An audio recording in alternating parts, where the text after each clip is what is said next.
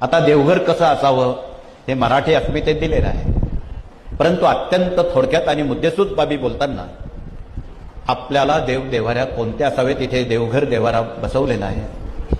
खंडोबा, भैरोबा, देवी असतील तर पूर्वजांच्या आणि पितरांचे टाक मिळून 5 टाक पूर्वाचार्यांनी आपल्या देवाऱ्यात ठेवले.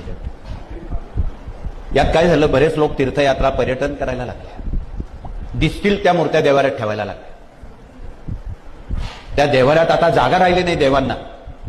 एवढ्या अमाप मूर्ती निरनिराळ्या देवदेवतेंच्या आम्ही ठेवलेल्या आहेत. लोकांना वाटतं हे खरंच बघतंय बरं का त्या देवाची,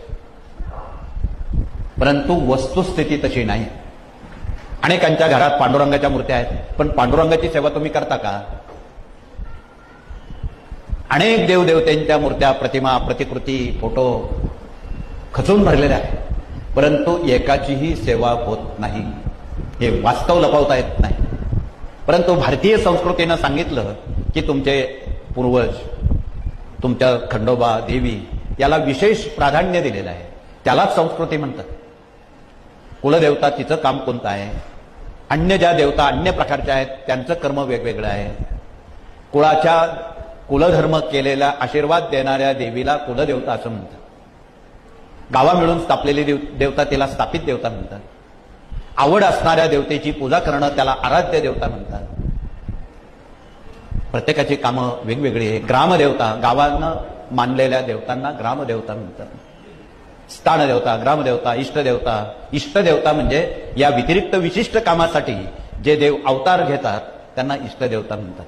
मग त्यात स्वामी महाराज असतील, दत्त महाराज असतील, श्रीपादराजे असतील, नरसिंह सरस्वती गाणगापूर दत्त महाराज असतील, हे कुणाचेही कुलदैवत नाही. हे पहिलं डोक्यातून काढून टाका. या विश्वाचा अधिभार सांभाळणारी ही दैवत आहेत. सज्जनांचा सांभाळ करणारी ही दैवत आहेत. याचा आपल्या वैयक्तिक कुटुंबाशी काहीही संबंध नाही. ते तुम्हाला आशीर्वाद देण्यासाठी उभे आहे, परंतु आशीर्वाद देताना ते सांगतात भिवू नकोस, मी तुझ्या पाठीशी आहे.